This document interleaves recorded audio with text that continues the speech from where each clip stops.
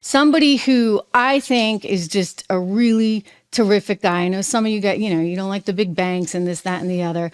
Well, this big banker is a really stand-up banker and is pretty forthcoming and is pretty straightforward. And I'm talking about Jamie Dimon, who runs our nation's largest bank, JP Morgan Chase. He was over in Davos earlier this year, like defending conservatives, saying, what's going on? Like, you can't just keep profiling people and writing off half the country. Enough is enough, right? Well, he's out with a new letter. He comes out with like an annual letter. It's a long one. It's a doozy. I've read it all. And he's making some interesting predictions. Before I get to those, I just want you to hear his frame of mind. This was at a conference that he was at. I want to say this was towards the end of the year. So a few months back, he hasn't really changed his tune. He's got a lot of concerns about the future ahead. Listen to Jamie Dimon. When you look at the geopolitical situation, as complex as we've seen, I don't know if it's 1948 or 1938. Obviously, we all hope it goes away. I think it's a little bit of wishful thinking. It's going to take real leadership on the part of many people out there.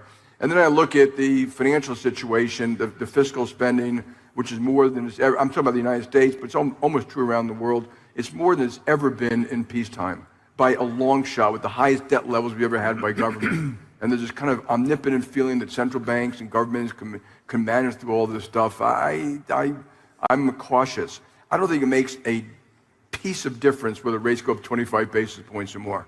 Like zero, none, nada. I think whether the whole curve goes up 100 basis points, I urge people, be prepared for it. I don't know if it's going to happen. But I look at what we're seeing today more like the 70s. A lot of spending, a lot of it's going to be wasted. I'm in favor of this whole ESG effort. On the other hand, if you look at the way we're going about it, it's almost like governments want to whack them all and force it, but no carbon taxes, no rational way to go about it that would be more important. In the United States, for example, you can't build pipelines to reduce coal emissions. You can't get the permits to build solar and wind and things like that. So we better get our act together. I'm hopeful when I listen to all the R&D, see it around the world, we will make the breakthroughs we need to beat climate, but it's going to be a day later and longer than it should be because of our own basic incompetence. I also want to add one last thing. I'm taking it from Bob Gates. To fix this, it's going to take real leadership from the Western world, in particular America, but leadership which is not just military, diplomatic, development finance. And this development finance, I don't know if Ajay's still here, what we need in development finance dwarfs what governments can do. So it can't be done without private capital, and private capital, isn't going to come in if they, you build something that gets taken from a government or something like that. So we have a lot of work to do. It's one of the reasons I think these events are positive, but I would be quite concerned.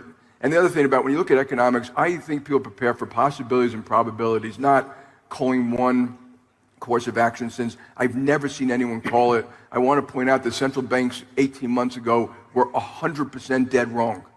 Okay, so maybe there should be humility about financial forecasting. I would be quite cautious about what might happen next year. Yeah, he's spot on. They were absolutely dead wrong. I said it at the time. I was pounding the table here telling you, beware of inflation, beware of inflation. We're going all the way back to August of 2020 when I started this podcast. I know a lot of people didn't want to hear it back then, but I was telling you, there's no way that this is actually going to end well. There's no possible way. So Jamie Dimon is making the point in his letter. That was from a few months ago, guys. But he's making the point in his letter that the mini banking crisis of 2023 is over, right? The SVB thing, that was a disaster. But beware of higher rates and recession, not just for banks, but for the entire economy. And then when he talks about those higher rates, he said, look, they could go to 8%. So if you get rates at 8%, what does that do? That dampens everything for the economy. He's evoking the World War III stuff too. I mean, JP Morgan's Jamie Dimon, here you go. This headline brought to you. It's caught up with the mainstream media, CBS News, sounds alarm about possible worse risks to U.S. since World War II. And why is this? Well, one, the money printing. Okay, it's insane how much money they printed, and that's why gold keeps going up in value, because you're an emerging market country. How you feeling about things right about now? You're saying, hey, is the US going to be there for me? Does the dollar even matter anymore? And so you start to question all this stuff. And what do? You go and buy gold because you're like, okay, well, I got a sure thing here. Let me make sure I have a sure thing. Nothing's a sure thing. All right. Nothing's a sure thing. But people are feeling a lot of trepidation about the US dollar and about interest rates and how much the US can afford and the political dynamic of all of this. Because we're so broken politically. I mean, when you've got, for the first time in U.S. history, the president of the United States, former president, who's about to begin a trial on April 15th, and they're selecting the jury as we speak. And you have all these rabidly political people surrounding this entire ordeal. You know what? That's a reason to be frightened. Political people, stupid people. And they are stupid.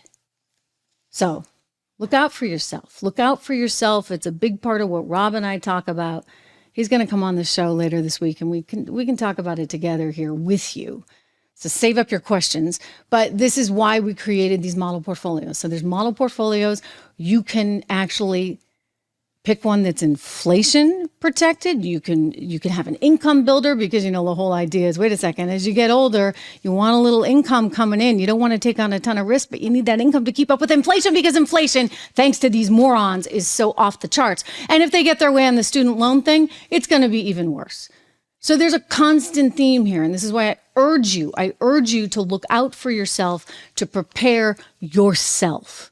And part of that preparation is getting the right research from people who don't have anything other than your best interest at heart, which would be me and my colleague and my co-founder at 76research.com.